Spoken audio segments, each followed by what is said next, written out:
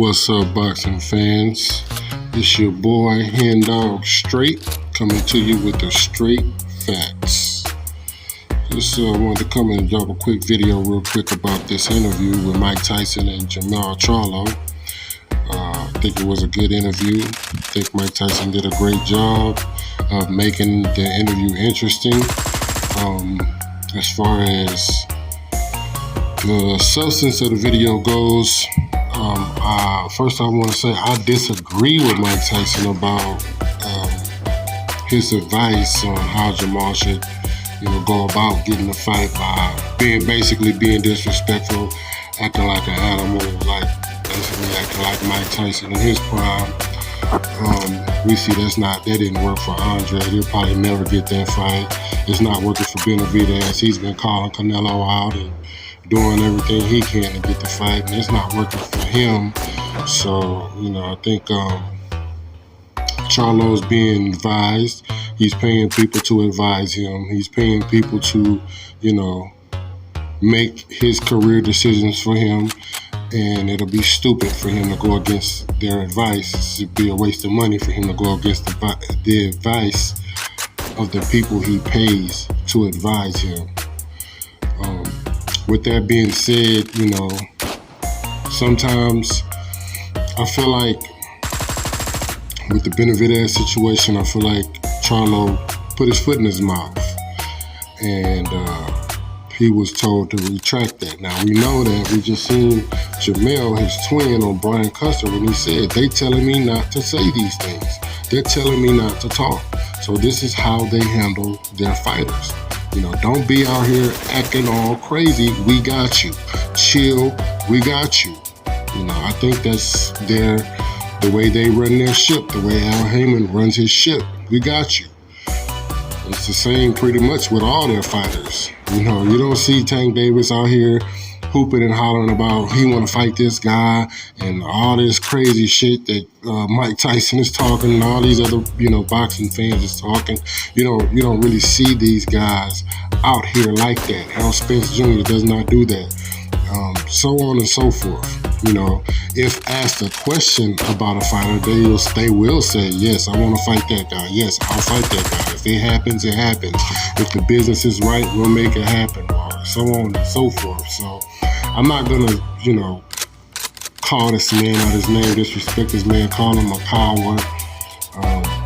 This guy's a fighter. This guy's a warrior. He gets in the ring. He leaves it all in the ring. He fights, whatever's in front of him, he fights.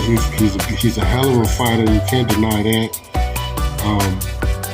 I think I look at the Jaime Munguia play and how that went through. I for one, did not like that fight.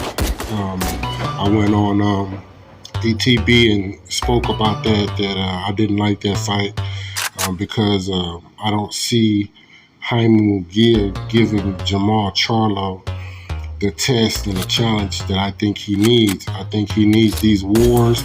I think before he fights Canelo, it would be smart. I'm not no boxing aficionado by no means, but I think it would be smart for Jermall to go through certain wars before he goes to Canelo, because I think right now Canelo would beat Jermall, because I don't think that Jermall has his full experience that he needs in order to be able to be mentally, physically, emotionally prepared for a fight like Canelo. As far as Jermall giving Canelo his flowers, saying, hey, he's the pound for pound king right now, I have absolutely no problem with that. It seems as Paul Pierce and Mike Tyson on the panel had a problem with Jermall saying that Canelo is number one pound for pound. Now, I do have a problem with Jermall putting himself at number 11, saying, I'll be number 11. I have a problem with that. I feel like he should be a little bit more self-assertive and confident in himself, because I think he's a great boxer. I feel like he's a great fighter. I think he could beat all those guys, including Canelo, with the proper preparation for Canelo, if he builds himself up to Canelo. But everybody that he needs to face in order to do that, I think he has the skills. I think he has the ability to overcome all of those obstacles, whether it be Benavidez or Caleb Plant or Danny Jacobs or Demetrius Andrade. I think he could run through those guys. And I wish that he would. You know what I mean? Why waste time fighting these nobodies? It's time, you know, it's time to start. Go ahead and solidifying your legacy. That's my opinion. But at the end of the day, you know, I feel like a lot of the boxing fans are actually destroying the sport by they take away from these guys when they go out there and they do great things. I feel like when he stopped J-Rock Julian Williams, I feel like that was a great victory. It's still a good victory on his record, but the boxing fans are basically marking it away, saying, nah, that's nothing. So now Jermall is being, you know, perceived as a person, as a fighter who is a coward, who has a weak record. He hasn't fought anybody, hasn't been through any wars and this and that. I feel like for the buildup of his career, I feel like he's done and beaten everybody that they put in front of him that was his test. And I think that he needs to go on and move to this next tier of fighters to test his skills, improve, and solidify his legacy. With that being said, I guess Jermall just kept it too real, well, by letting people know how he really felt about Canelo being the pound-for-pound #1.